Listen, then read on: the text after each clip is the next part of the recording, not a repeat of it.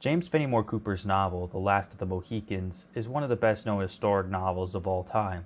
It has seen many adaptations in many different languages, both in cartoons and in film. The one I'll be covering is the 1936 black and white version starring Randolph Scott as Hawkeye, a colonial scout living alongside the last two members of the Mohican tribe, Chingachgook and his son, Uncas.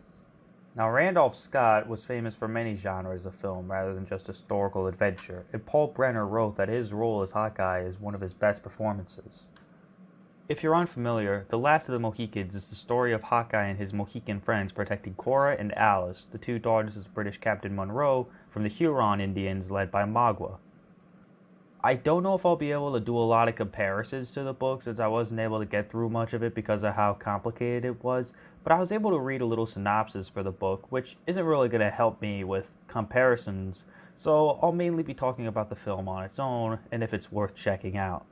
For the standards of when this film came out, there isn't really much to expect. But the performances of the characters are the prime example of how filmmaking should be done. But unfortunately, the modern day struck hard and none of the more recent films got as good in terms of establishing emotion without using too much unneeded dialogue. When Hawkeye and Alice came across that burned down settlement, I felt that. I needed to get in the movie and share my sympathy with the characters. Further examples of emotion step into spoiler territory, so skip to this timestamp to avoid the spoiler. I'll give you a few seconds. Can we advance? Okay. When the Hurons attack the fort and kidnap Cora and Alice, we also see the girl's father lying in his deathbed after the attack. He dies from his wounds. That was a very sad moment right there. It's bad enough we had to watch a big fight there, but to have the captain die? Oh man, that's a big screw you right there. Now I think I should give a few nitpicks. If you've seen this movie, you probably expect me to complain about how rushed the film is, but actually I feel as though it is balanced, so it can be a little slow sometimes. However, it feels as though a lot of material was cut out of the book. I haven't read it all the way through, but considering how long the book is, this feels a little bit rushed.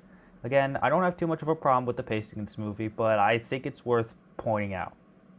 Now to step further into spoiler territory, so skip to this timestamp if you haven't watched this movie. A few seconds.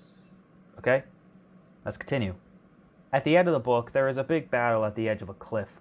Uncas gets killed off, and Cora jumps down to die with him instead of marrying Magua. Then Chingachgook fights Magua and kills him. After that, Cora and Uncas are memorialized in a lengthy funeral, and the book ends. The film version has that too, but there is a little extra detail that Uncas was only able to save Cora during the rescue, and Alice is still captive to the Hurons. This is so Hawkeye can offer himself to be sacrificed in the stead of Alice. This wouldn't be a bad change from the book, as it's presenting a heroic sacrifice that would have ended the film perfectly. But then the British relief comes along and frees Hawkeye, making the addition pointless. I don't understand that ending, I really don't. I wouldn't have minded if both Cora and Alice were rescued, had the final battle, film ended after the funeral of Uncas and Cora. I guess they wanted the film to be an hour and a half at least. They could have done that by making the scenes longer to further replicate the book.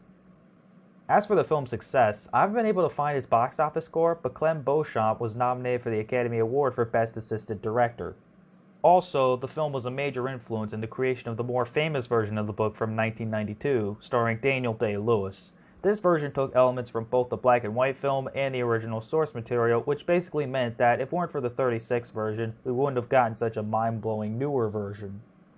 If you're thinking of watching this older adaptation, don't set your standards too high and expect a decent film.